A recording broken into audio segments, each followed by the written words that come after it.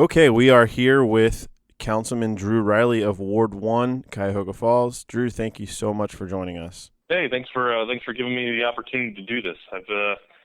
I've been a big fan of the Falls Free Press since you guys got started, and this isn't my first appearance on Falls Free Press related endeavors, so I'm happy to be back. Yeah, man, you were at one of the early meetings where we started to kind of like flesh out the idea of even having the Falls Free Press. Kind of came in and gave us your opinions and stuff, which was helpful. And then it wasn't. I'd say probably about maybe a year and a half ago now. You actually sat down with me and Mike Searle for a tap talk down at Arche. Yep, yep. In the time of the way back when we were actually allowed to go out and do things. Yeah, it seems like a lifetime ago now, doesn't it? It was 84 years ago that we were able to do that. That's right. So, the big news here for you, obviously, is that unfortunately you are leaving us. You're not going to be on council anymore, and you're not even going to be in the city anymore. What is up with that? That's correct. Don't get me wrong. I love Cuyahoga Falls. I love my time that my wife and I lived here. Problem we're running into is, as you know, we just had our first son last fall, right in the middle of the campaign season, and we're outgrowing our house. And we looked around. We tried to find somewhere that would accommodate a growing family. And as you know, the real estate market's kind of super competitive right now, and the house we were able to find and the house we fell in love with is located just to the north of Cuyahoga Falls and Stowe. So while I'm leaving Cuyahoga Falls, I'm definitely not leaving the area. I'm not leaving the county. Still staying in this area of Summit County, the places that I love. I'm still going to be working in downtown Akron. My wife's still going to be working in Kent. So it just kind of turned into the right time, right opportunity. Not saying that's not bittersweet that I'm stepping off council, because there's still a lot of good work we're doing, a lot of good work that needs to be done. It's just this is the right family move for me at the moment. We certainly appreciate the contributions you've made to the city, but we expect we'll see you around town still. Right. It's I'm moving 15 minutes up the road, not to the other side of the country, and I'm still going to stay connected. And there are a couple projects I'm in the middle of that I'd like to see through, even if I'm not on council. So lucky I still have those relationships with other council people and with the mayor's administration, that there are some things, and I don't want to spoil anything because there haven't been announced yet, but projects we've been working on for a very long time that I'm assuming that some of your listeners have lobbied for, and I've talked with some of your other listeners and some members of your staff about some of these projects, and they're still going to go forward, and I'm going to try and shepherd through them with any way I can. Last night I was hanging out with Mike Searle, our friend, who we did the tap talk with, and I said I give Drew 2 years before he's on Stowe Council. So, while I am bitten by the political bug and the public service bug, I think my wife might have a bit more to say if I if I start jumping off this Stowe Council too quickly up there. So, while you are joking, there might be some truth to that, but I'd like to get up there, and I'd like to get to know the city a little bit better before I, think that I know all the answers for it. But public service is in my blood. It's something it was driven to me. My old mentor, and I think we're going to get into this a little bit later, but my old mentor, Russ Pry, used to instill into me that public service is one of the most noble of professions, that if you truly dedicate yourself to helping others and working for the betterment of all, and one of the easiest ways to do that is through public service. So it's definitely a calling of mine, and I don't plan on abandoning that. well, that's good to hear. Let's talk a little bit about that. Your background, you actually are originally from Mogador, is that right? That's correct. And for anyone that doesn't know, because it's a very small place, Mogador is a 2 square mile village on the southeast part of the county, just south of us through Talmadge, right on the border. In fact, part of Mogador bridges over into Portage County. But yeah, I grew up in Mogador, graduated from Mogador High School. My graduating class was about 54 people. So when I say really small, I mean really small. So yeah, that's where I lived in. My parents actually still live in the same house I grew up in. It's a real small town USA. Yeah, it's easy to drive quickly through Mogador, that's for sure.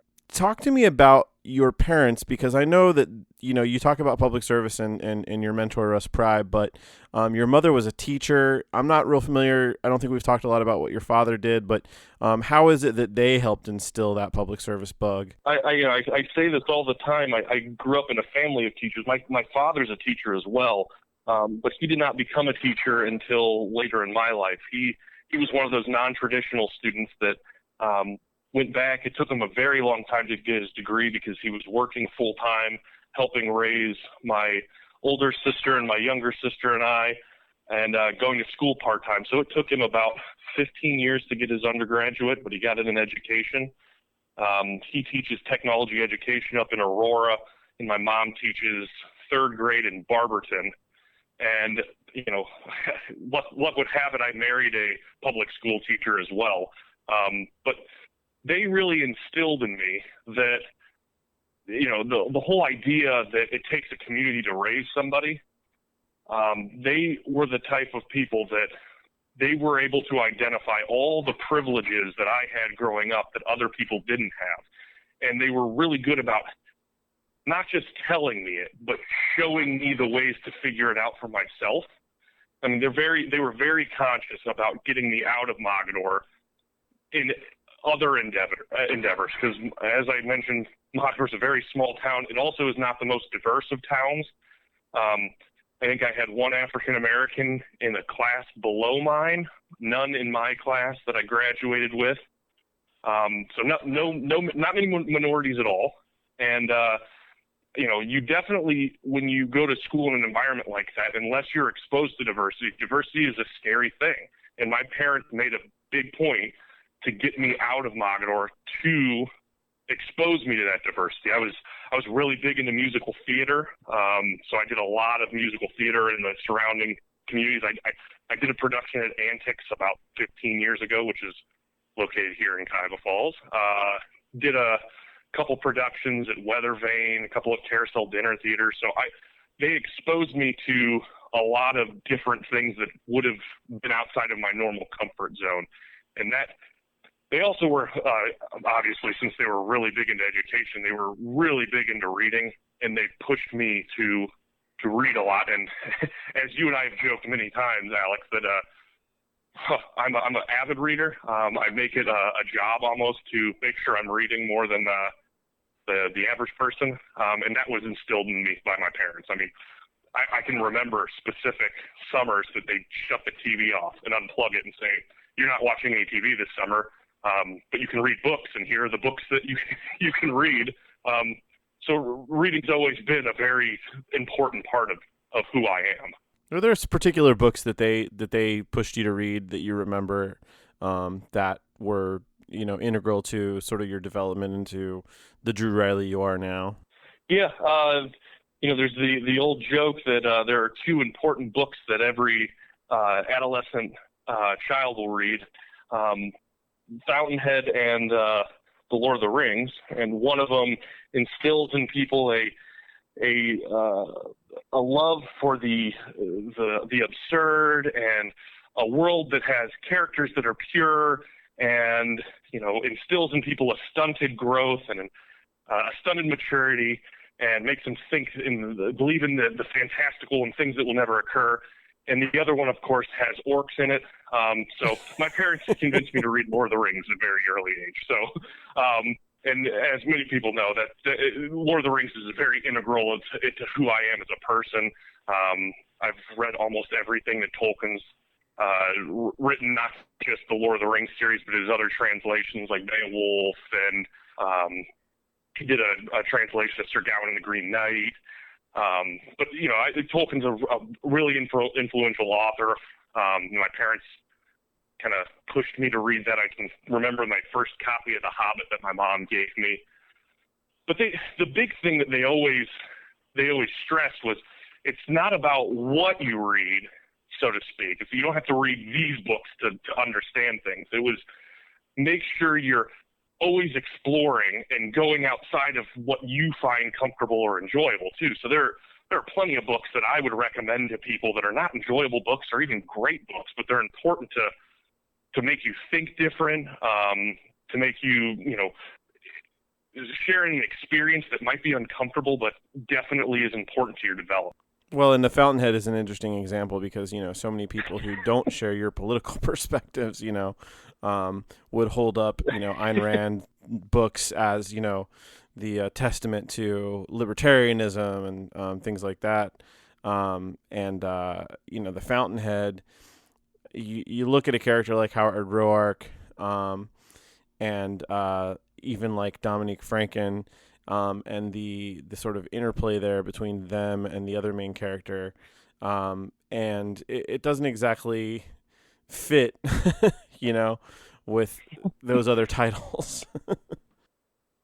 No, and that's, I tried to do the, I'm a philosophy undergrad, as well as a political science undergrad. I dual majored during my undergraduate studies, and so I tried to do the appropriate thing and study the sides that I didn't always agree with, and I read quite a bit of Ayn Rand, and I made this statement at one debate, and I was also in a political philosophy club, so I was an absolute ball in college, let me tell you. But I remember we were debating Ayn Rand and her objectivism, and I made the statement, and I still hold by this, that Ayn Rand is a piss-poor philosopher and an even worse author. Her stuff is not enjoyable to read. It isn't grounded in reality, and objectivism to me is an excuse to be selfish and an excuse to ignore the way the world actually works and try and operate under the assumption that I have done everything by myself and I have never had outside help and I can do everything I need to. It's this idea that it fits in nicely with the whole philosophy that people who are less fortunate are in that situation because of their laziness, not because of any external factor or system set up that actively hold people back from success. And I think it's used to justify that, and it's used to put a more entertaining spin on it and kind of be more palpable. And to me, it's not. So. I had to get that little glib remark in there about Ayn Rand and the Fountainhead. So you'll forgive me for that, I hope. Oh, no forgiveness necessary.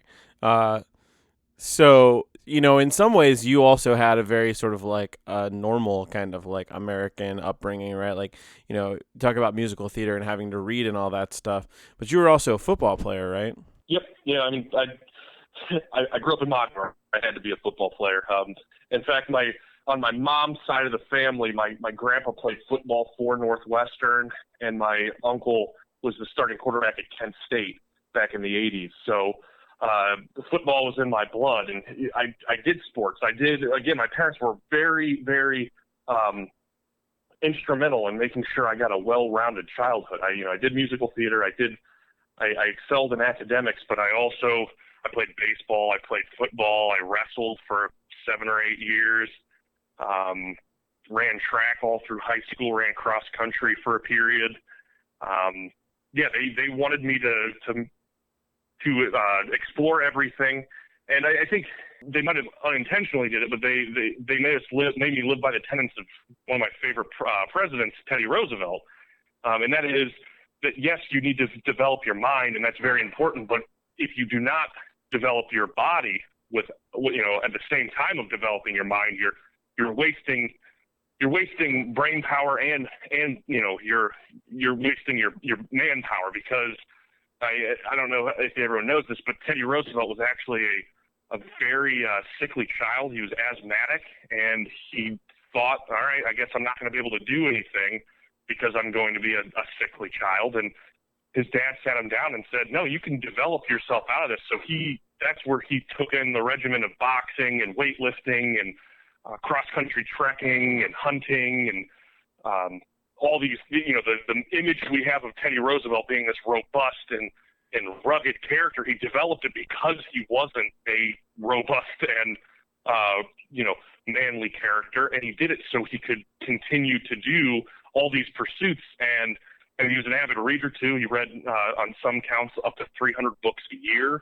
And he was that well-rounded individual. And my parents, without knowing it, definitely tried to instill that in me at an early age. So you graduate high school, and you must have thought that Mogadore was just a place you needed to leave, because you didn't go to Kent State or the University of Akron, at least not right away. You chose to go all the way to Missouri. Tell us about that and how you ended up there. Yeah. Now I have to give the preface that when I chose Southeast Missouri State University, and it wasn't like I kind of closed my eyes and put a finger on a map and said, this is where I'm moving. My older sister actually attended Southeast Missouri State University as well. And at the time I chose, my third cousin was the president of the university. So while I didn't get a full ride, so to speak, off of knowing him, I definitely had some access that other people wouldn't have. I got to meet a lot of cool people that the university had come to speak. Got to meet Howard Dean my freshman year of college. Got to meet all the Mythbusters crew. Got to meet we Mike just lost Rowe, one of those guys. Grant died.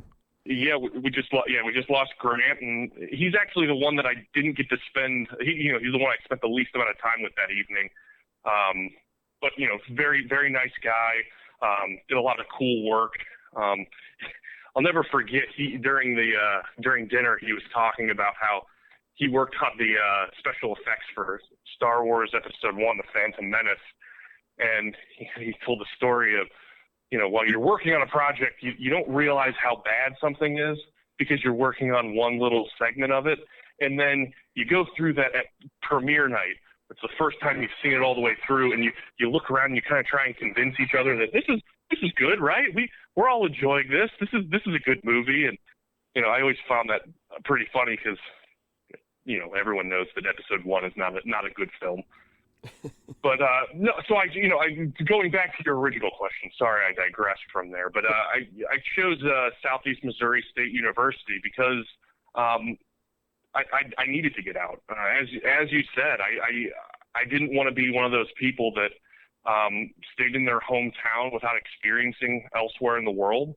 And I knew a lot of my classmates were going to be staying, and I did have a well-rounded high school, but like a lot of people, I didn't have a great time in high school. I wasn't quote unquote the popular kid. I was in musical theater, so I wasn't particularly good at football. I have to kind of throw that out there. I did play, but I wasn't particularly good at it. So I did get bullied a little bit. I wasn't always as big as I am now, so I wasn't always able to stick up for myself, and I didn't get a lot of diverse experience. I didn't get to meet a lot of people that held a lot of the same things that I held dear. I didn't find those people until I went to undergrad. So I moved to the sprawling metropolis that is Cape Girardeau, Missouri, right on the border of Illinois and Missouri, right on the river. The Paris of the Mississippi, as I understand it.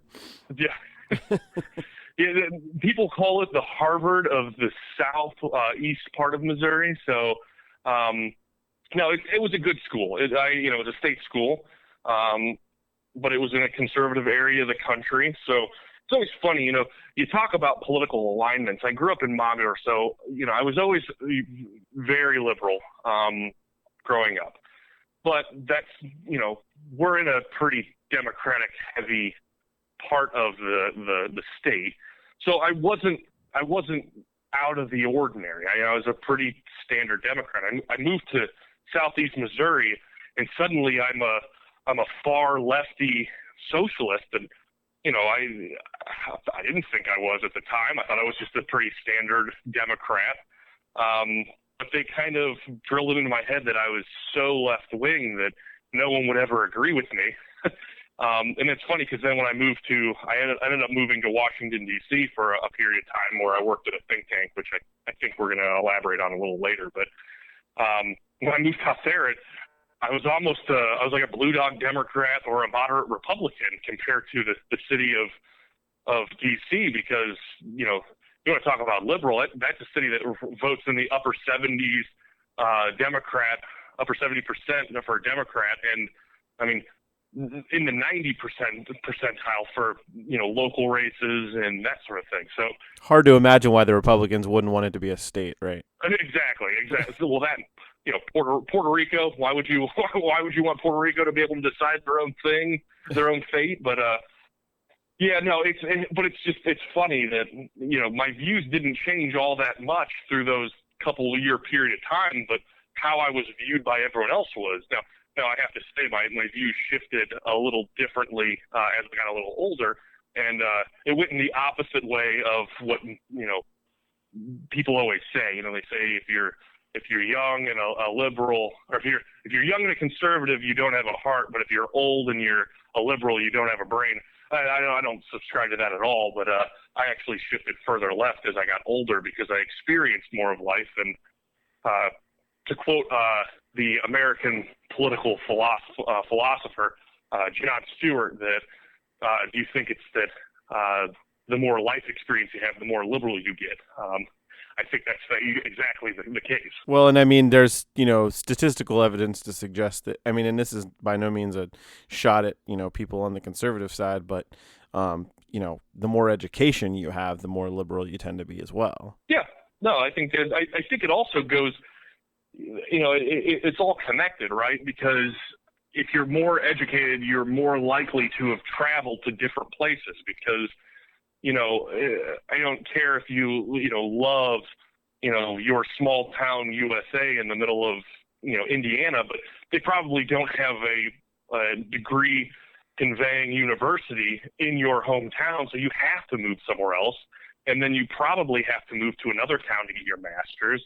And you probably, correct me if I'm wrong, Alex, because you're the one that's, more educated than I am. So you've had to have lived in far more cities than I have just because of the very nature of going to a different institution of higher learning. Yeah, no, I moved around, we, like you talked about, I moved from Cincinnati, where I went to Miami University, which is a liberal arts school. They call it a public Ivy.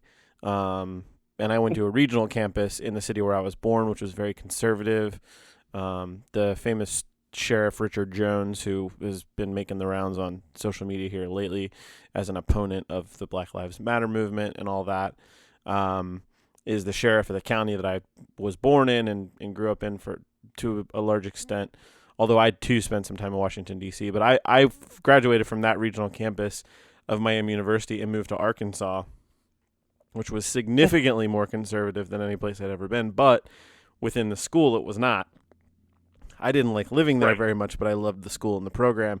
And so I wanted to come back to Ohio. My wife we had met in Cincinnati, but she's from Mentor. I was accepted to Kent State. I lived in Stowe for 5 years. I've lived in Cuyahoga Falls for 6 years. So yeah, you end up having to move around to get that level of an education. And the same thing with law school, as you know. So, you could probably find a law school pretty close to where you're from. But just like you went to Missouri and ended up at the University of Akron. So yeah, and that was more of a I like a lot of people that want to go back and get an advanced degree.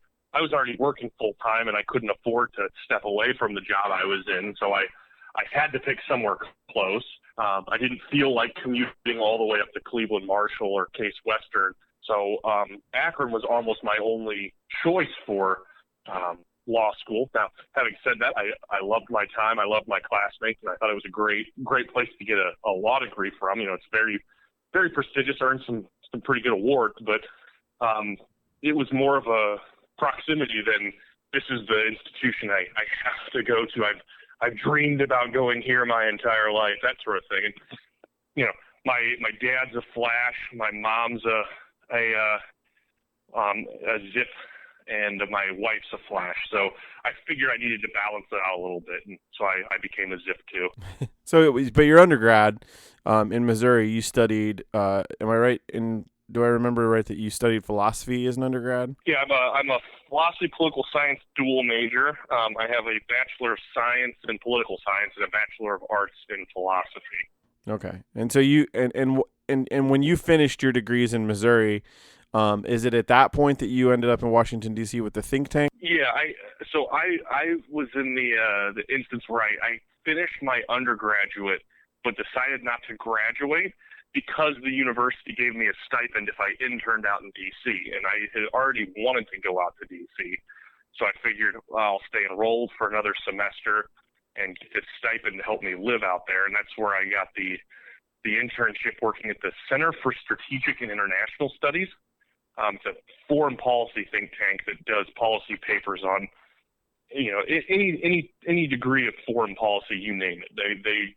They're active in water shortages, transnational threats, counterterrorism, regional studies. I mean, they have like an Asia department. They have a European department. They have a really cool program called the Transatlantic Newspaper Network, in which they connect reporters from Europe, bring them over here for several months, and they send reporters from the United States and send them over to Europe for a couple months to just basically shadow and work in those various news agencies in each country, so that way they can kind of develop an appreciation for journalism across the world, not just journalism here in the United States or over in Europe. But I interned for their specific program, was the Abshire Inamari Leadership Academy, which is one of those peacekeeping mission sort of things where they bring leaders from various countries over the United States for periods of time to go through this leadership academy to teach them about American government, American way of life. And they also send some fellows from the United States over to various countries. The big one is Japan, because that's at the time when this Abshire Inamari Leadership Academy was started.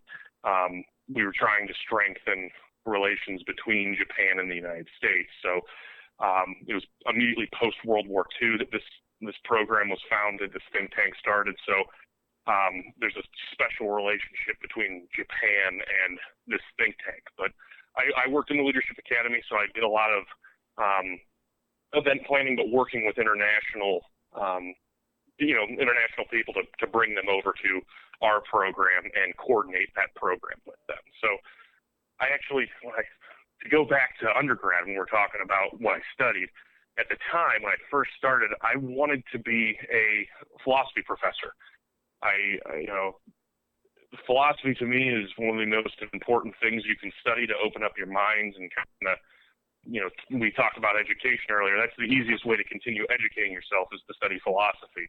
But I decided very early that I like practical things a little bit more. I like hands-on work. So then I tried to get into foreign policy through my political science degree, and that's where I studied foreign policy and got this internship. And I decided very quickly that D.C. is not where I wanted to live. It's not where I wanted to raise a family. And foreign policy was not the field for me, because it seemed that too many people in foreign policy spent all their time writing reports and working on studies that no one took, any heed of. They wouldn't even look at them or take them seriously. So that's where I kind of got the idea that, all right, I need to start working more in the political realm, because that's where the actual decisions get made, whether or not that they're the right decisions. I can't influence that, but what I can influence is who's involved in the decision-making process. So that's kind of where I started my foray into electoral politics. It brought me back to Akron. It brought me back to Mogador. I moved back in with my parents. And I got a job working on a local race. I ran 3 local campaigns of 3 countywide officials. I mentioned earlier Russ Pry. He was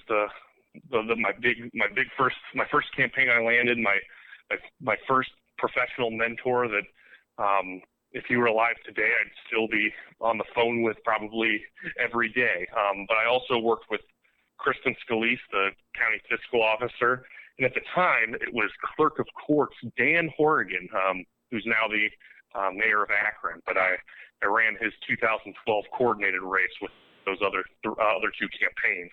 And all 3 of them won, by the way. I don't credit that to me. I credit that to the fact that they're strong candidates, and we're in a pretty democratic county. But I learned a lot about politics from them that first year, and that kind of segued me into working at the county executive's office. I actually worked for Russ Pry. I was the executive assistant for his chief of staff. And yeah, that's kind of where I first got into electoral politics.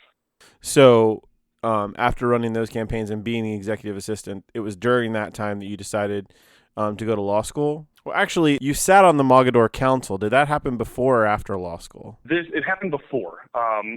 Chronologically, it happened during the time that I first got into electoral politics. So I moved back to Mogador in 2012, and that's the year I started into politics, and I got appointed to Mogador Village Council. There was a vacancy from now it's Judge Susan Baker Ross. At the time, she was a Mogador Village Council person, and she had to step down because she was stepping into the role as a magistrate, and state law doesn't allow you to be a magistrate and an elected official at the same time. So she stepped down, and again, Mogador's not exactly the biggest of bustling metropolis in the world, so they were actually looking for somebody. And here was I was a young guy, living in the town, very interested in public service. I had connections with the mayor because I was working for, as many of you know, that Russ Pride is a Mogador legend. He grew up in Mogador. He served on Mogador Village Council. He was actually the youngest person ever elected to Mogador Village Council at age 18. He was a freshman at Kent State, and he got credits for his political science degree. As an independent study, he proposed to his advisor, I'll run for council and I'll write my paper on it, and that'll be my independent study. And the teacher said, yeah, sure, go ahead and do it. And he actually won, and he was the highest vote getter of anyone in that election. And he served all through the 80s, and then he stepped off council. He moved to Akron, and then he actually got back on council in the 90s. So he kind of got me in and got me in the room with the right people, and that's when I was appointed to Mogador Village Council. And I served there for a year, having to step down because I started law school. As many people know, I worked full time and then went to school in the evenings, and Mogador Village Council that evening, so I wouldn't be able to attend any meetings because of class conflicts. So felt that it was time to step down. I stepped down, and another Mogador great, Bobby McDowell, actually took my seat. And a lot of people know Bobby McDowell because he's a Mogador Village Council person, but he also ran for state rep. I want to say he did that in 2014 or 2016. He ran against Anthony DeVitas, which I listened to. You had AJ Harris on last week or the week before, and it's the same seat that AJ was running to try and take this year.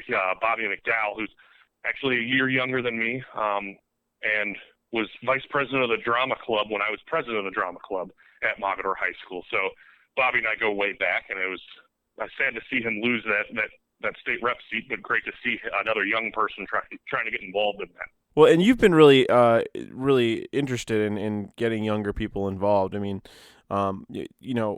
we know that. So following your time on Village Council, you went to law school, and you eventually worked for the court, and then later accepted a job with the land bank. Is that right? Yeah, that's an accurate chronology. I went to law school. I started in the fall of 2013, graduated in the spring of 2017. I did the 4-year program that not a lot of people do for law school. Most people take 3.5 years. I took the full 4.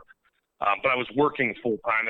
I mentioned I was the executive assistant to the chief of staff over at the county. I did that all through law school, and then I graduated, took the bar in the summer of 2017. Still worked at the executive's office because, as many of you know, you take the bar exam in July and you don't get your results till October. So you're technically not an attorney until you graduate in May, but you don't become an attorney till November. So there's kind of that period of what do I do with my life, because most places won't hire you because you're not an attorney and you're not guaranteed to be an attorney. But you're overqualified for what you're doing, but underqualified for what you deserve to do. So I continued working at the executive's office. I got actually that's the same year I ran for my first to take this seat in Ward 1, and I'll tell you what. If you're planning on running for city council and you're also going to take the bar exam in the same year, I'd recommend you do a little bit more planning because took the bar at the end of July, and this was back when they actually had the primary in September. So I took the bar in July, and then I took a vacation right afterwards because the bar exam is the most difficult thing I've ever had to do in my life.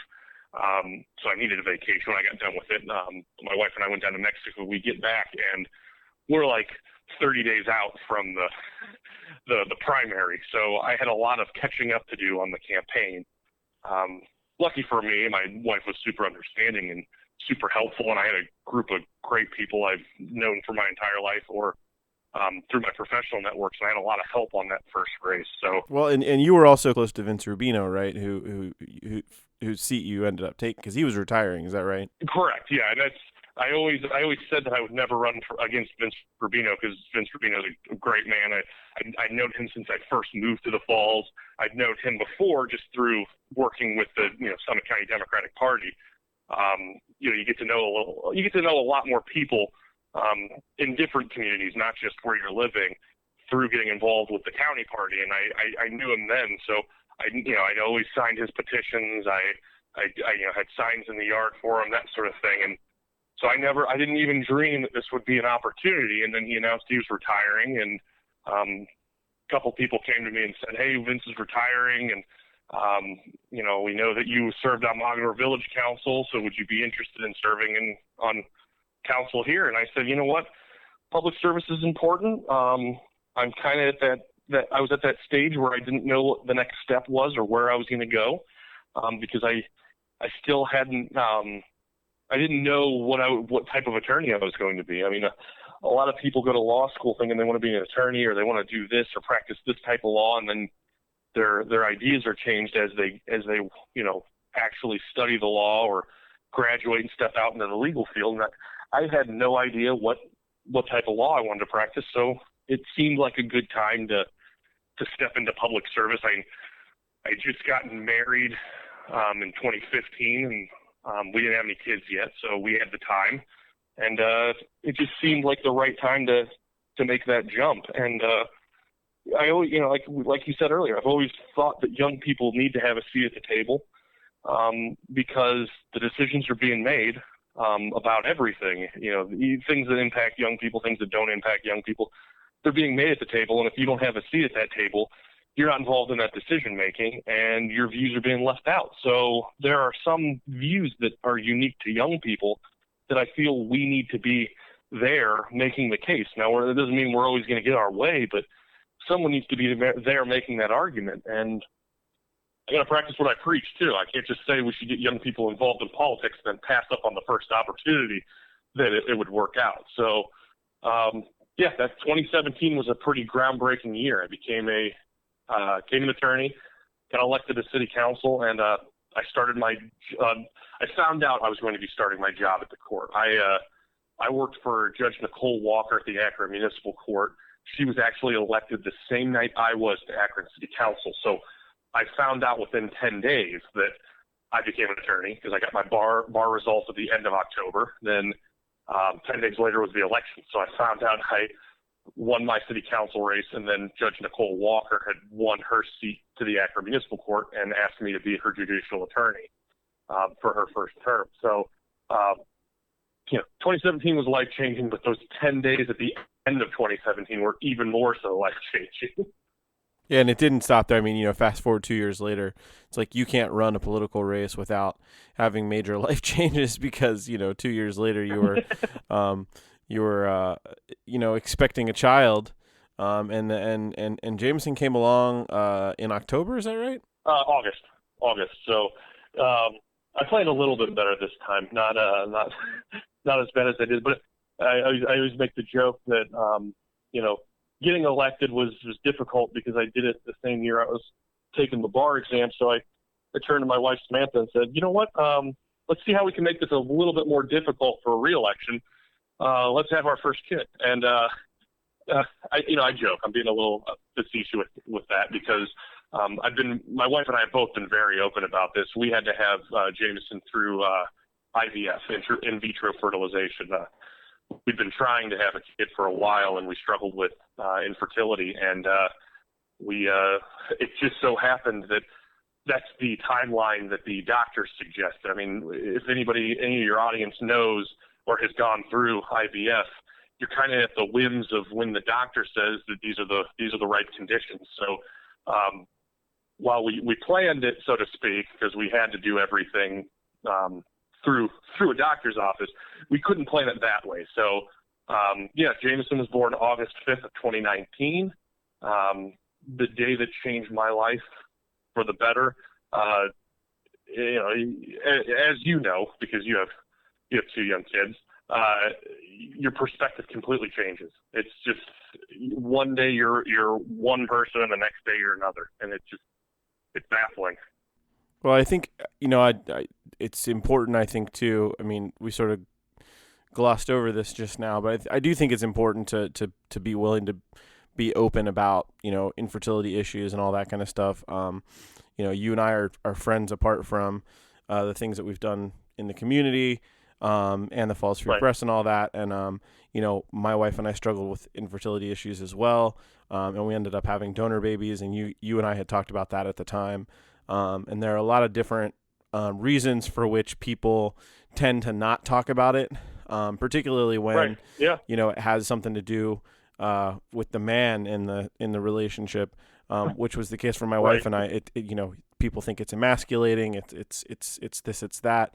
And, I sort of experienced that, if I told people that my wife was pregnant with twins, they kind of, give you the elbow, ha, ha, ha, not knowing that that I had almost no responsibility for that.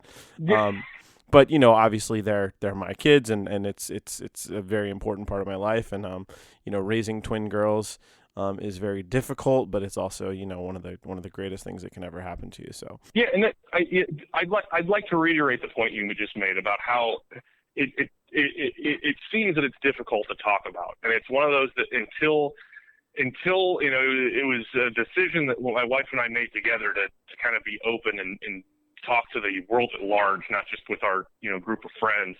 But my wife had a blog the whole time that she was going through it. She was in a lot of support networks with other people that were going through it. It's just so wild. I'll tell you the weirdest thing that I encountered, but it was also the most heartwarming, was the minute I came out and said, we're struggling through this and it's very difficult, the amount of people that came out that I know and respect and had never, we'd never talked about this. I mean, you're one of them, a couple other people I don't want to mention because, again, it's a very personal thing, but the amount of people in my professional and personal life that came out and said, we went through the same thing, we went to the same doctor, I'm here for you if you need to talk about it. It made it a lot easier to talk about, and it made it a lot more easy to be open that, you know what, if we wouldn't have been this worried beforehand, and started talking about it earlier, we would have gotten this groundswell of support even earlier, and it would have made it even easier. But again, you're right. It's a difficult conversation because it can feel emasculating. I mean, I can't begin to, imagine what it is for a woman to go through it too, because, we were in the situation where it was both. We had a bunch of issues with both of us. So, I went through it in a different way than my wife did, and she had different emotions about it than I did. And I'll tell you what, she was probably better at dealing with it than I was. She was way more open at the beginning. She was way more open with way more people and way more able to talk about her feelings than I was. And I'll tell you, I learned a lot from her. I'm glad that I had her through the whole process, because can't imagine going through with anyone else. And, the reward ended up being that much better because, what we had to go through to get Jameson just, it made it all that much more sweeter when he arrived after a grueling 36-hour labor that my wife had to go through and end with an emergency C-section. It just made it all that much more better, and I definitely enjoy my time with them. I consciously enjoy the time I make a point to enjoy every moment with them. Yeah, we are talking more about it in our culture now. One of the things that occurred to me early on was that, in general, anytime there's any kind of a fertility issue, it's always the woman that's expected to go get checked out by a doctor first. Right. Like you and Sam, we both had issues. My wife, she had to get blood taken and get ultrasounds and, get shots and all these different things to kind of make it work. And, for my part, I wasn't able to conceive with her. So, we had to go the route of a donor. And like you're saying, I didn't really deal with sort of the psychological end of it very well. And it didn't really realize until afterward how sort of traumatic might be too strong of a word, but how sort of affective it was, until later. So it kind of like all hit me later on. And that was really the impetus for us to kind of go, okay, well, we've dealt with this emotionally now. Now let's go see if we can get help. And that's what we did. And, shout out to Dr. Spiritos at the Northeast Ohio Fertility Clinic. It was an amazing experience. They did such a great job. And, my wife, the pregnancy wasn't easy. It took 4 tries, and when she finally got pregnant, it was triplets at first. The doctor told us that, one of them would probably not be there the next time, and that wasn't like a tragedy or anything, but that was indeed what happened. So she ended up with twins. She had dealt with PCOS when we were trying to conceive, and then after she finally was pregnant, she had gestational diabetes, so she had to prick her finger all the time and watch what she ate. And but I'll tell you what, this woman was shoveling the driveway, 7 months pregnant, and I didn't even know it. She told me, I woke up and saw that it had snowed and that she had shoveled the driveway, and called her like, "You should have woke me up." I mean, right. Nothing shows you how tough women are. You know what I mean? No, absolutely. Yeah. It was just unbelievable. So yeah, it's interesting that you and I have shared that, sort of from different perspectives too. But Jameson sure is adorable, and Sam, it's great to see the posts, the Watch Me Grow posts that she puts up there, to see him getting big. And even though we know that he bears at least some responsibility for taking you guys away from the falls, we forgive him because he's so cute. So well, I appreciate you saying that, because that validates that it's not just me and Sam that feel that he's adorable, and it's not just there's one of the local judges that I'm very close with, Judge Eleanor Marsh Stormer, the probate court judge. She told us, she said, you have to say that every baby is adorable. But let me just say, this baby is actually adorable. So I always appreciate hearing that from other people. He is too. I want to talk just briefly, because we sort of come to the present day here in your story, about your time on council. Obviously, most of our listeners are going to be people who are really engaged with what's going on in the city, politically and in terms of current events and stuff. You've been on the council about a term and a half, and I would love to know, some of the ups and downs of council. Is there a particular sort of uplifting story that you can think of that had to do with, being on council, maybe a community member who came and spoke or something like that? Yeah, I have countless stories about meeting various neighbors that I wouldn't have ever had the opportunity to meet, and hearing their stories and things that impacted them. And I always joke when I'm talking to my dad about raising my son, and how I'll tell him my dad's stories about I remember when you did this, and it was really instrumental in me growing up. And he's like, I don't remember that at all. And it's kind of the same way when you're a council person, that someone will come up to you and be like, hey, do you remember when you helped me out on this? And it was really important. You fixed this on my street. And, there are so many people that contact us with various things that it's hard to keep them all straight. So while I try and remember everything that I have, every little way I've impacted a resident, I can't, and it's heartwarming that they remembered this, that I did this little thing for them, 3 years ago, and they still remember. But the big thing that was one of the coolest and most heartwarming things is about a year ago, last summer, I read an article from one of my old law professors that he had shared on his Facebook page. And it was about Syracuse, New York, and how they had a millennial mayor and a millennial president of council. And both of them were having issues with finding a sitter for council meetings. So they had started this initiative that they would provide free child care at all city council meetings for, members of council, members of the mayor's administration, but also the public that would want to come and, come to a city council meeting. And I thought, you know what? Why is Syracuse better than us? Why can't we do something like that? So I went to the mayor and I said, hey, Mayor, is this something that we could do or we would have the capacity for? And he said, I don't see why not. Why don't you get with Sarah Klein, who's the superintendent of the Parks Department, because the Parks Department runs the natatorium where we have our council meetings. So I just forwarded her the article and said, let's look into this. And then lo and behold, a couple weeks later, we're unveiling that we now offer free child care at all city council meetings for anybody who wants to come to city council. And it's a small thing. It's not free child care for when you need to go out and work and everything, but it's one less barrier that our younger people who have young kids, it's one less barrier that stops them from coming to city council or being involved in being on city council. And that was super heartwarming that it was a small idea that I found through just reading something online.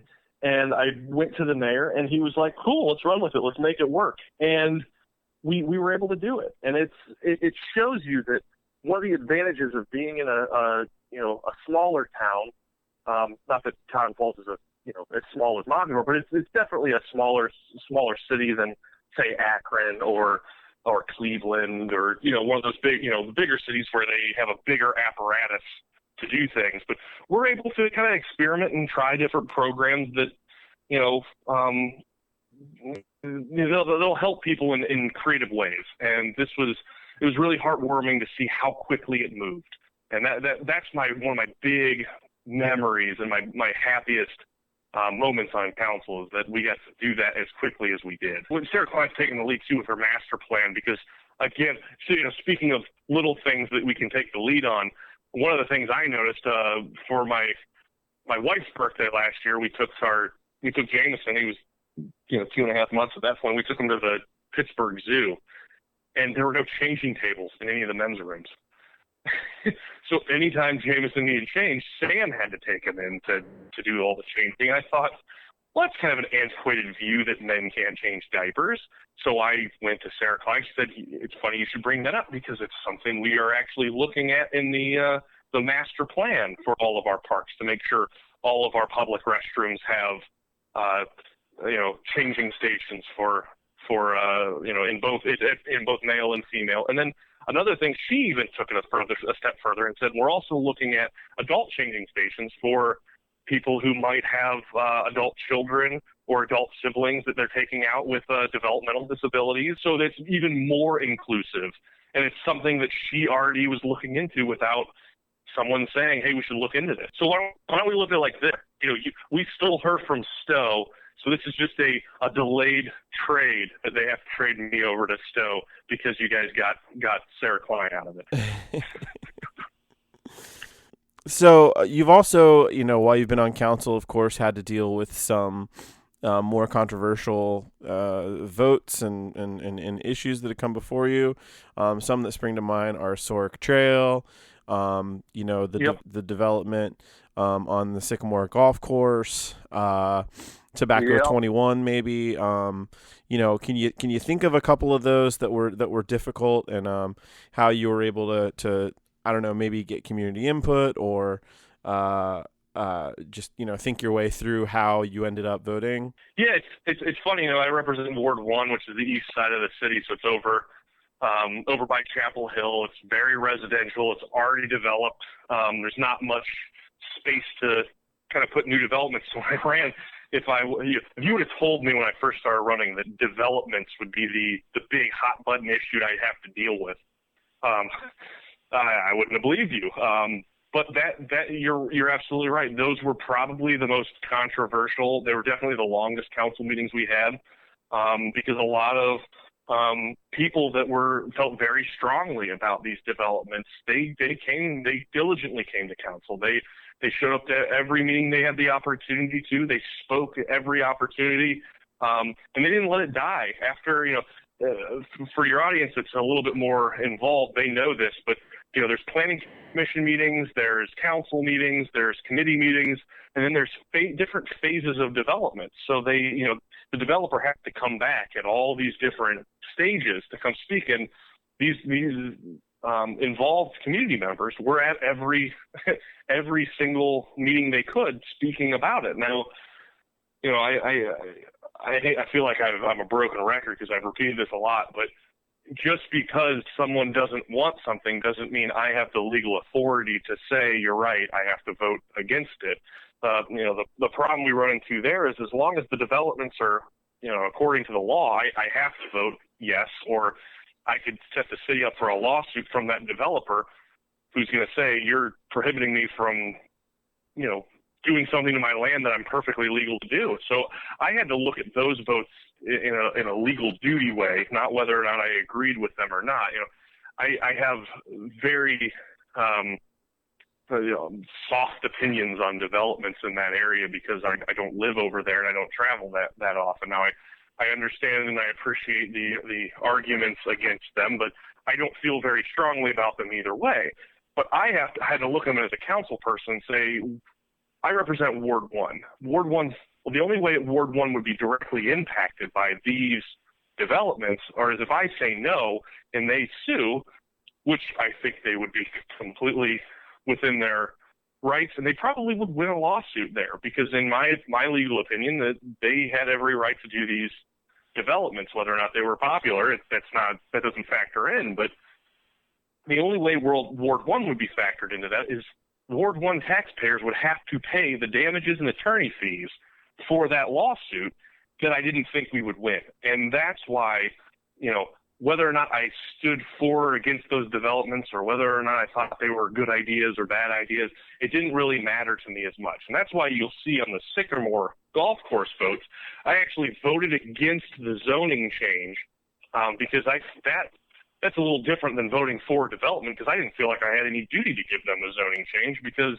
it was zoned how it was zoned, and they bought that land knowing that, and then they tried to get the zoning changed.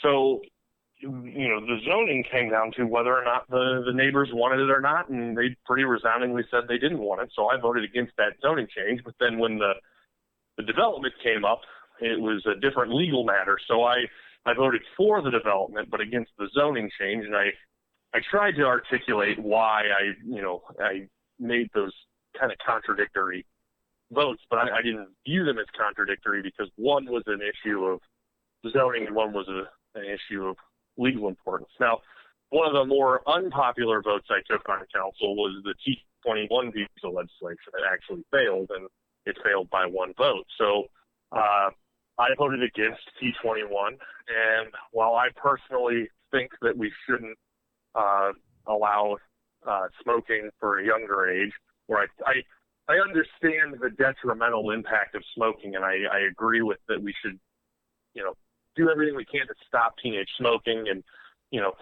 try and convince people not to smoke. I just felt at a citywide level, the T21 legislation, if it didn't pass countywide or statewide, it wasn't really going to impact people that much. The only thing it would do is prohibit some of our businesses from, selling more tobacco products, especially because I represent an area that bridges Monroe Falls, Talmadge, and Akron, all within walking distance. So if someone didn't want to or wasn't able to buy, a pack of smokes at age 19 in Cuyahoga Falls, they could just walk across the street, buy it in Talmadge, or walk across the street, buy it in Akron, or walk across the street, buy it in Monroe Falls. So while I said this at the meeting too, that I support this at the state level or the federal level, I just don't see it as an effective means to get the desired result on this one. So that, and I also, prohibition of things is a little I don't know if they work entirely.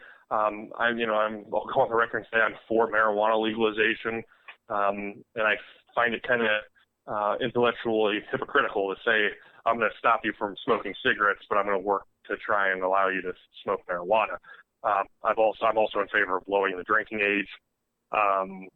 Again, by the same argument that if you're 18, you can vote.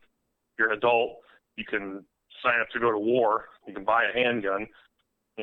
What's more dangerous, a handgun or a pack of smokes? And I think that we need to be honest with ourselves. So they're not great opinions. I'll admit that they're not non-controversial, but I voted against T21, and that's one of those votes that I still, when I run into a lot of your listeners and a lot of people that work with you, it's not a popular opinion, but that's the opinion I took, and that's the opinion I'm sticking with. Yeah, I mean, I gave you some shit about that too, but yes, you did.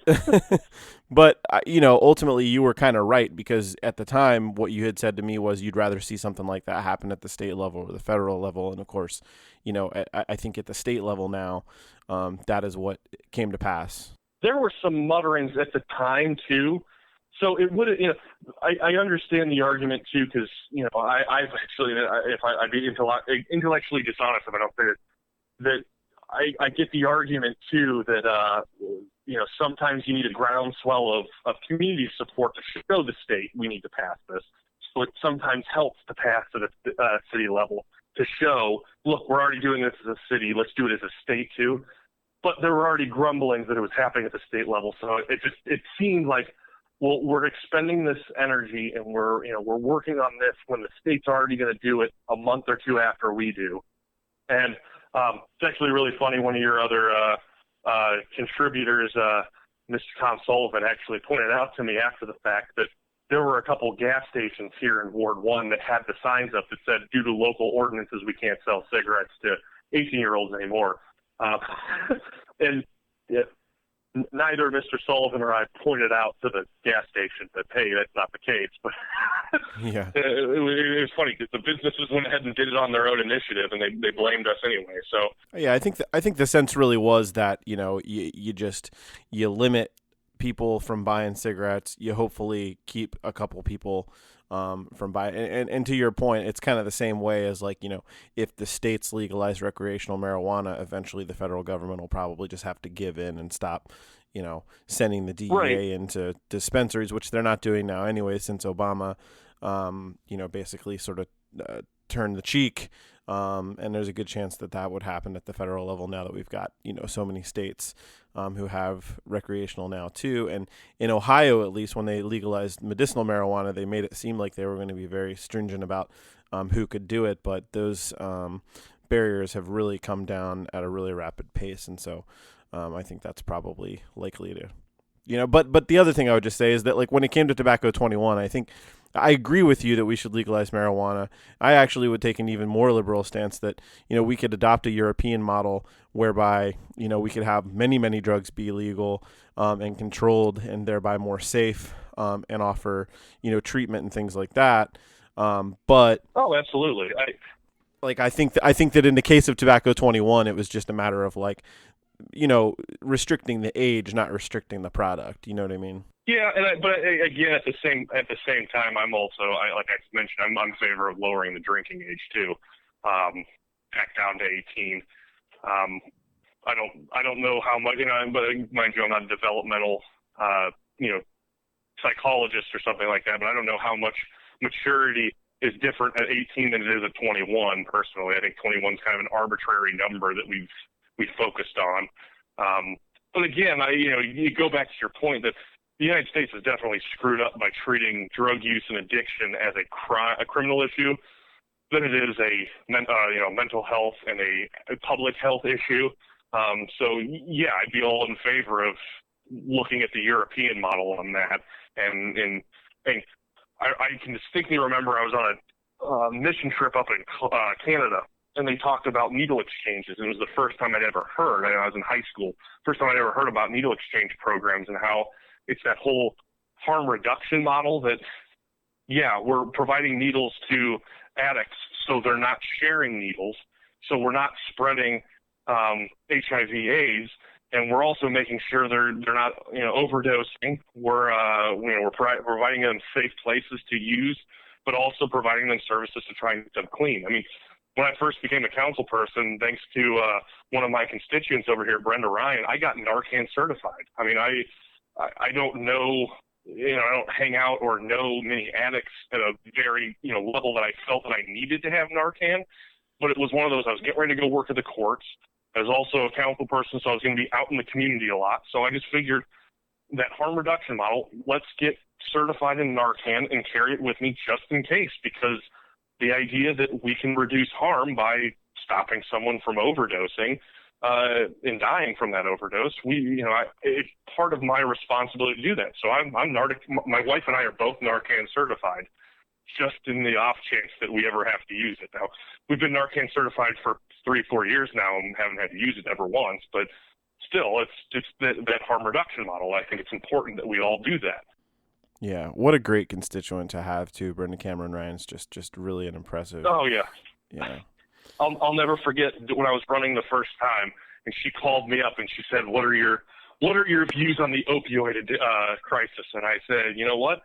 Why don't you educate me? Then I'll tell you my views." And she's been just a great resource. I mean, not just for education, but she's an advocate for anybody who's lost a child or anyone who's raising a child that's, suffering from addiction, or if she lost her daughter, so she's raising her grandson Wyatt, and it's just to see her do that. It's been great to get to know her, and I don't know if I would have got to know her as well as I did if I didn't have her as a constituent. And it's another one of those great things ancillary things that you don't expect out of being a council person, but you get to know these great people all throughout the community. For sure. Well, speaking of council, I want to do a kind of a little lightning round here. You've obviously had a lot of colleagues over the years on council, so I just kind of want to get your thoughts on some of these people who have served and who are serving. Maybe just give us your sort of knee-jerk reaction as far as what you think of these people. As council am I going to get in trouble for this one? Well, I mean, that's up to you. It depends on what you say. So let's start with, how about Mary Ellen Pike? To be honest, I didn't know Mary Ellen that well. I served with her for a full term on council, and I had a couple conversations with her, but not enough to really get to know her as a person. But, I will say that she surprised me in some instances. Some instances I thought that she would be, because she comes from a different party and a different ideological viewpoint. I expected her to have some hard opinions on things, and she surprised me on some of them. I mean, the big one that she was a big supporter when I passed the Welcoming Initiative, Welcoming Cuyahoga Falls. That's the immigrant-friendly community. It's a network of cities and counties across the country that try and find their policies and make sure they're immigrant-friendly and encouraging for refugees and immigrants. And I was fully expecting her to come out against it, but she wasn't. She was a fierce advocate for it. And then I find out that she has an adoptive daughter who's from either Bhutan, Nepal, somewhere in Southeast Asia. I'm not entirely certain, so don't quote me on that. And Mary Ellen, if you're listening, I apologize for not remembering, but I remember she was a fierce advocate for that and really kind of surprised me. And it didn't have the typical conservative viewpoint on immigration. She wasn't a hardliner on that. So that was my impression of Mary Ellen. She's surprised me in some instances and didn't surprise me in others. How about that? Yeah, our joke about Mary Ellen Pike is that she has a question, because she always had a question. Yeah, she did. She made some council meetings last a lot longer than I would have, but that's neither here nor there. Well, and to her credit, maybe it's, it is good to ask questions. It's good to get to the bottom of things. We reached out to her when we formed the Falls Free Press, and she was willing to talk to us. Whether she perceived us as being sort of partisan or not, she was open to talking to us, and some of her Republican colleagues didn't even answer the phone or call us back or give us the time of day. So it is important to have a vocal and a vocal opposition sometimes, because you don't want to get caught in that groupthink mindset. But sometimes questions for the sake of questions aren't that important. But that's my view on it. I'm also of the opinion too that a lot of these questions could have been answered before the meeting if you just reached out to any member of the administration. And I've always found that every member that I've called to ask a question, I get the answer. So I have to believe that they're willing to answer questions for anybody, because I'm not saying I'm always asking softball questions of them either. I'm asking some difficult ones that they probably, and there are a couple members of the administration that probably groan when they see my number calling them, because they're probably reiterating the same question or the same viewpoints that some of my residents are asking me about. But that's my view on questions, that sometimes the appropriate work is conducted outside of a public meeting sometimes. Yeah. Well, we'll stay on Ward 2 and Susan Spinner. Susan's been great. I got to know Susan because her son ran for state rep. She works hard. She's always been, there were a couple things that I was working on with, because Ward 1 and Ward 2, border each other. There are a couple things I was working on that Mary Ellen was aware of, or was working with me on, that when Mary Ellen left, I just reached out and said, "Hey, Susan, here's some things that we were working on. You want to jump on them?" And she was more than willing to. So she's great. She's very active. She's always accessible, and she's always willing to learn something new, and she'll talk to anybody. So she's been great in the couple months that I've actually got to work with her. Now, the sad thing is, because of COVID, I haven't gotten to know her as well as some of my other council people, because when you're having a Zoom meeting, it's a little bit harder to get to know somebody than if you're sitting in a council table right before a meeting starts. But I fully expect her to do great things on council, and I'm excited to see that. Mary Nichols Rhodes. Oh, Mary's great. I knew Mary before I got on council. My in-laws are very close with Mary, outside of political stuff, just hanging out, going to movies and that sort of thing. So I've known Mary for a while, and Mary's great. It's always we joke around that whenever I have this crazy idea or something like that, if I go talk to Mary, Mary's probably on the same page about the same viewpoint as I do. We're very similar ideologically. She's always willing to try and get young people involved. It's funny because whenever I meet with a young person who wants to get involved in council or at the local level in politics, one of the first things I say is you should probably meet with Mary Nichols Rhodes. And more than half the time they'll say, well, she's who we talked to, and they said to talk to you. So it's so funny because we're throwing the same people back and forth to each other about how to get involved. So, yeah, she's great. She's speaking of some of those projects that I alluded to earlier that we're working on that I'm going to keep shepherding through. Mary's going to be instrumental in getting some of those things done. As a constituent of Mary Nichols Rhodes, I can attest to the fact that she is fantastic.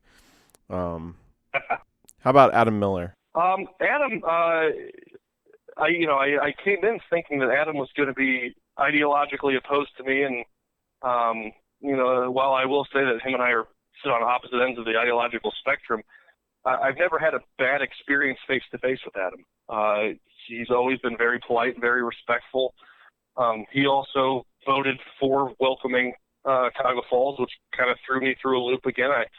I figured he was going to be one of those Republicans that took a hardline stance on immigration and refugees, and he didn't. He voted for that. I don't agree with quite a lot that he says online or the things that he shares, but he's always been accessible, and he's always been friendly enough to me. I don't think it's one of those that it'll blossom into a friendship and we'll be very close, because there's just a lot that we don't agree on. We don't look at the world in the same way. He supports the current president. I do not. And that's a big sticking point for me. And his organization he works for is funded by the American Enterprise Institute, or has some funding relations to the American Enterprise Institute. And I find their viewpoint on many things, and in fact, things that were important to my development, like teachers' unions and public schools, they're against, and I have a major problem with that. So apart from being polite to each other at council and maybe working on a thing here, here or there.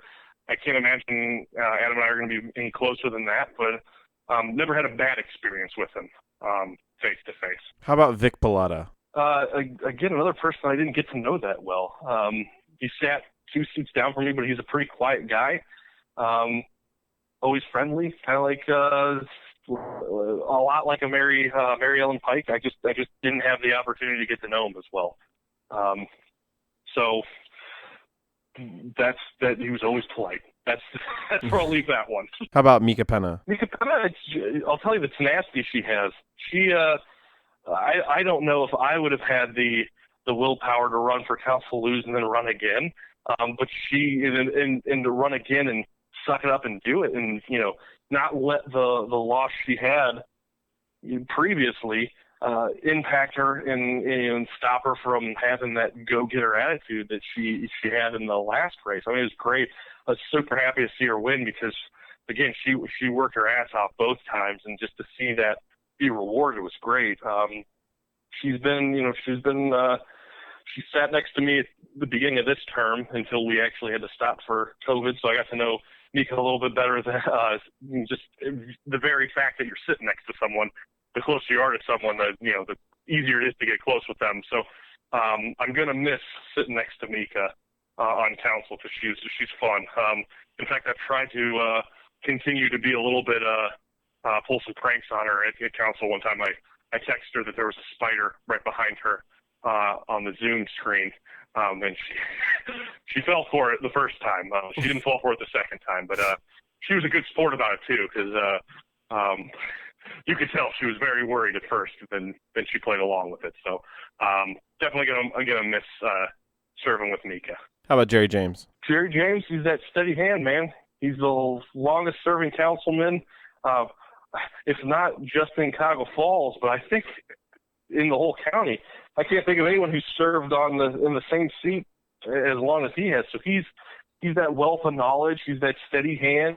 You always expect him to, you can always expect him to be there, and you can always expect him to know what's going on. So it's good to have those elder statesman-like characters or council people there with you, because they're the ones that can show you that, if you get too young and too upstarting, they'll be like, hey, temper it down a little bit. This will work better, or in my experience, this works. So it's great to have his wealth of wisdom there, and he does great things for his ward, and that's why they keep electing him there, because he's that steady hand. He's that person that will always answer the phone and be ready to help you. And there's something to be said about institutional knowledge too, that you can help your constituents a lot better if you know how to do things and where to do things. And experience is one of the best educations, and so he's got that great education here of Cuyahoga Falls. Yeah, I was really, hearing Mary talk about, the help that she got from him when she became council president, and then watching him as the sort of like, I forget what they call it, but he was the interim president at the beginning of this term, where everybody was appointed to their positions before Mr. Brillhart was named the president. That you could really tell Jerry took pride in, being the guy who could help make sure everything was going to move smoothly going into this new session. So how about Russ Iona? Russ Iona, I sat next to Russ for my first term. And a little fun fact, Russ actually sold my parents their first house. That tells you how long Russ has been involved. And I had a conversation towards the beginning of my first term that Russ was originally a Democrat and actually was president of the Cuyahoga Falls Democratic Club at one point. And I had to ask him, once I got comfortable enough to ask him, I said, Russ, switching from a Democrat to a Republican, what's the thought process there? And he said that he'd always viewed himself as more of a blue dog Democrat, so now he felt that blue dog Democrats and moderate Republicans were very similar, and I can't deny that. I personally could never imagine switching parties, because a lot of my beliefs of how government should be run also are very moral to me. They're moral arguments. They're not just that this is why this is how a pothole gets fixed. I mean, I always make the joke there's no Republican or Democratic way to fix a pothole, but there are other parts to governance that, strike the who you are as the moral feelings you have. And I don't think I could ever renounce some of those important tenets. Now, I'm the argument he made, I don't think he felt that he was renouncing central tenets, but to me, when you stand with a group of people and say, this is who I'm going to stand with, and these are the people that I agree with, if you whether or not you believe what everything they believe, you're also endorsing some of the things they say, even if you don't believe them. So it was really interesting to get to know Russ a little better, just because he had that history and knowing my family. And he also had that history of being on council, but it was really interesting to get to know somebody who's made that switch and hear their arguments for it. So we disagreed on quite a bit on council about how Cuyahoga Falls should be run, and how some of the things he voted for and against and all that. So we disagreed on an awful lot, but he was always friendly, and always we got some dirty looks sometimes, because we like to crack jokes to each other all the time, make each other laugh. And I think that's important too, because you have a working relationship with these people, even if you don't agree with everything they're doing personally, or if you politically, not personally, I should rephrase, but you might not agree with all their political views, but you also have a working relationship with them. I think it's important to be polite to them and, get to know them a little better. And I got to know Russ a lot better. He's probably the Republican on council I got to know the best, and part of that was the very nature of me sitting next to him. But that's my experience with Russ.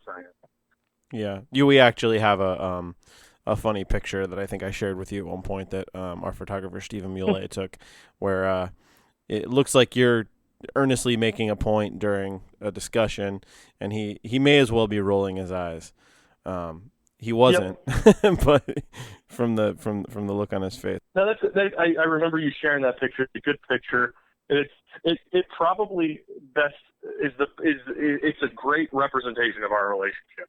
I mean, very rarely did him and I. It was one of those that whenever I made a point against him, or would speak out against something he was saying, he knew it was coming. I mean, we talked about it beforehand. We'd say, "Hey, just an FYI, I'm with you on this one." And, he was a good barometer. I could ask him, like, "Hey, where are you feeling on this?" And he could ask me, "Where are you feeling on this?" And we could talk about that before, and then we'd make the point in public. And it didn't impact the fact that we were joking with each other just after that, after that piece was done. So you can continue to be civil with people of different political spectrums, as long as both sides want to be civil and go in with good faith, knowing that, all right, I'm going to make this point and I'm going to, say this, and this is how I feel, but, don't take it as that means you're terrible or you're the worst and you want me to be downfall. So in fact, I continue to see Russ. I know he still volunteers over at the Italian Center, and we go there for,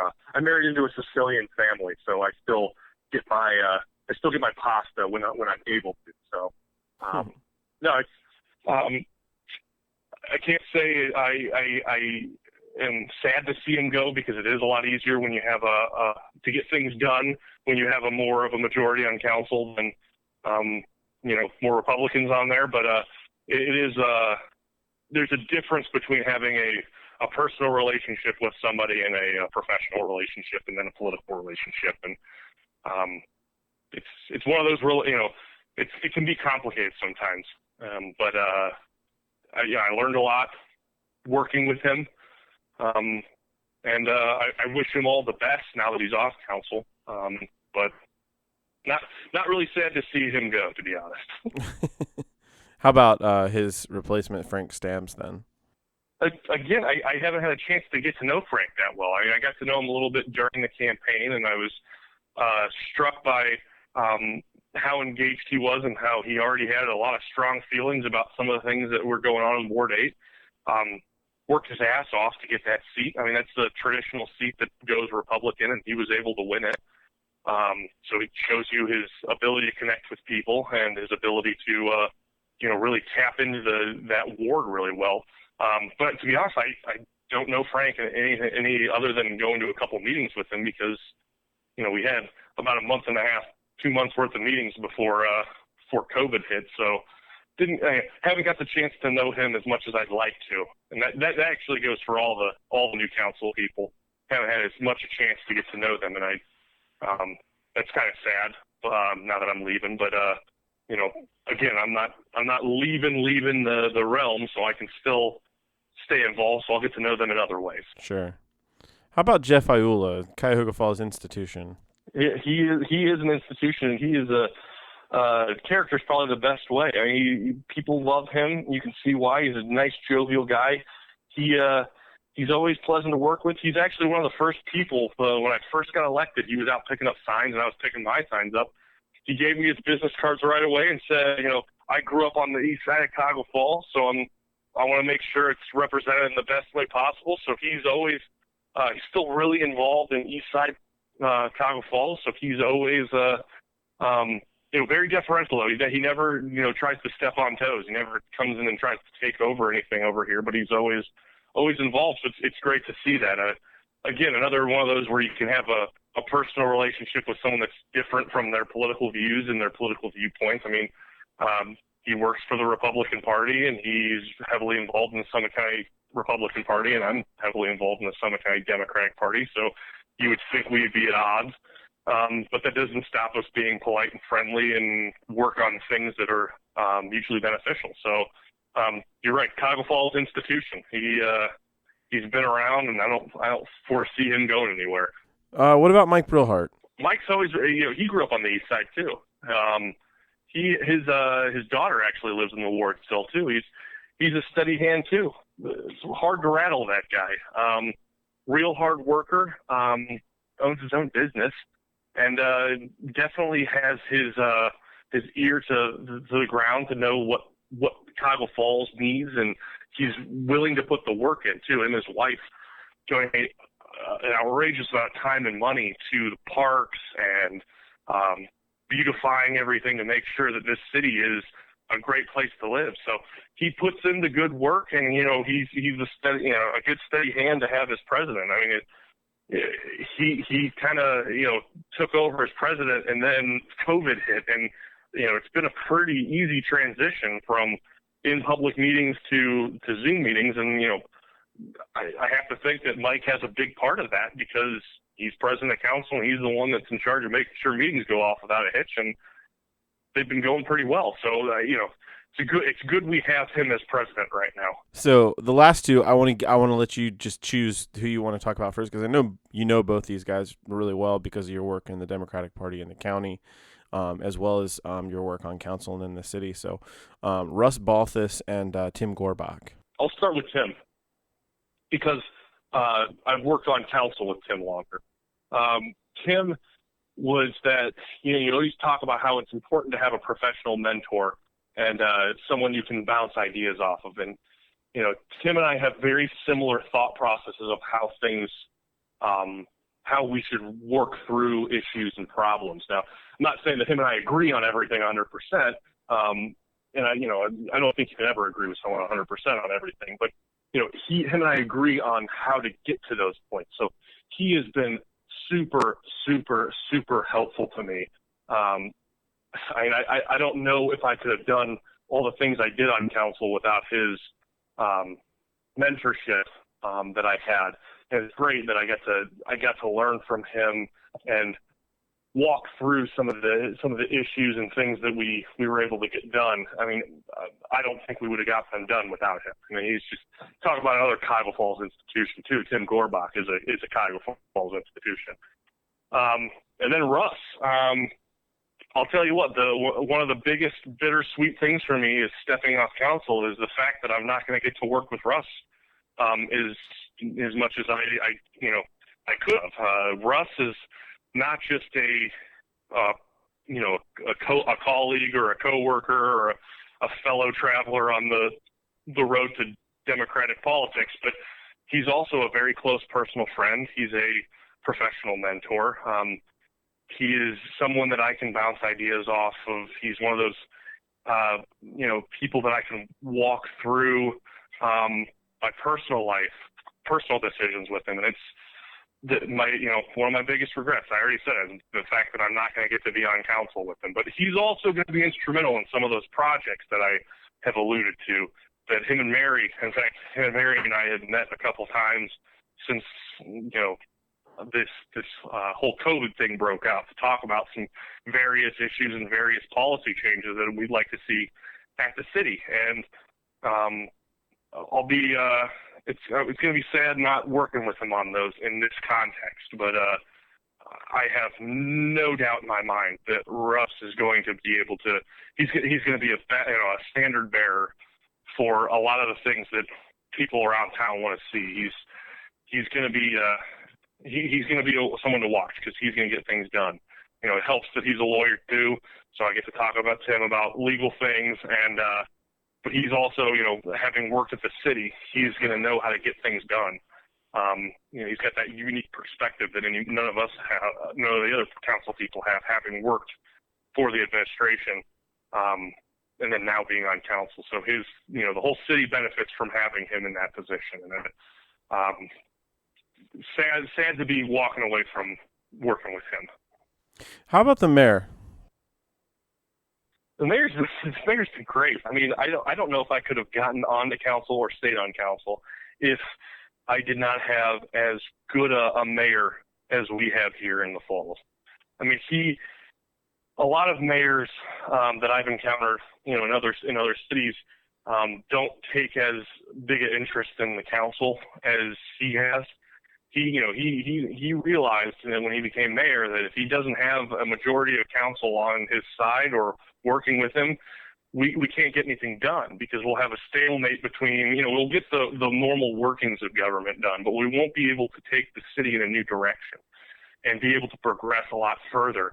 So he's had that insight that a lot of other mayors don't have, that it's important to make sure you don't just have the mayor's seat and have your staff, but also have like-minded individuals on council that can help shepherd your image and your vision for the city forward. And I don't think any other mayor could get what he's done downtown. Opening up Front Street was visionary. I mean, he made it happen, and he got the right council to make it happen too. And he's further, involved that once we opened it, he's still continuing to look at that investment and keep pushing it forward. It's not just a one and done. All right, what's the next project? It's something we're continuing to do and continuing to put the right people into it to work on it. I mean, it says something too that his law director, I speak that highly of his law director, his longtime law director, who's now Councilman Russ Baltus. But then he also replaced him with someone who, many people would find irreplaceable, and he found a great replacement for him in Jan Ciatola. I mean, she's going to do great things. She did great things for us on a recent lawsuit that we can't go into the specifics on, but because of the conditions of the lawsuit. But she did great work on that I don't know anyone else that could have. And it's just he assembles the right people for the right job, and he directs his energy at the right thing. So it was great working with the mayor. And it's sad to see him go. And I'll tell you what, he calling him and telling him that I was going to be moving and stepping off council was one of the hardest conversations I've ever had because of all the help he's given me over the years and the great relationship we've developed. So it's the mayor's great. I could speak more highly of him. Yeah. So speaking of that, I don't even know how much you can even say, but will you talk to us about what happens now in Ward 1 as far as getting a replacement and all that? Yeah. So once my resignation becomes official, after the effective date, the Summit County Democratic Party will be able to call a meeting of the precinct committee people. They have to do that. Don't quote me on any of these timelines, but it's 30 days they have to fill the seat. They have to give a notice, a public notice of the meeting. Then the precinct committee people of the Democratic Party will get to pick my replacement, and that person will hold my seat until the end of the term. If, for whatever reason, they're unable to do that, they can't meet, they can't make a quorum, they can't fill that seat, council actually gets to pick who's going to take over for me. And if, for whatever reason, they can't figure out how to do that, or they can't do it in the correct amount of time, the mayor gets to appoint whoever takes my seat. So expect the Summit County Democratic Party to have their meeting of the precinct committee chairs sometime in August, so that my replacement can be named from whoever they pick. I talk about how this kind of came about very suddenly that I'm moving and stepping off council, but it actually worked out perfect because my last meeting will be the last meeting before the August recess. So that gives the Democratic Party the full month to pick my replacement, and my replacement to get sworn in and start meeting with various members of the community to start getting ready. And Ward 1 will not go without a representative, barring some other, different thing, or the party not being able to pick somebody and that sort of thing. But Ward 1 will always have a representative at council meetings. So that was another big thing that I tried to make sure happened. We planned some closing dates, some things like that around that, so that Ward 1 would always be represented by somebody at the meeting. So that's what the city has to look forward to. That's what Ward 1 has to look forward to. Right on. Well, Drew, thank you so much for joining us for the Fallscast here. We obviously are going to miss your voice on the council, but we wish you the best, in terms of your move, and we hope you and your family are staying safe. Come out and do another Tap Talk with us. Please do stay involved in our community, even though you'll be in another city, and let's keep in touch. Absolutely. I'm not going anywhere too far away, so I'll be around. And wherever there is a progressive cause, expect to see me somewhere involved. All right, man. Thanks again. Take care.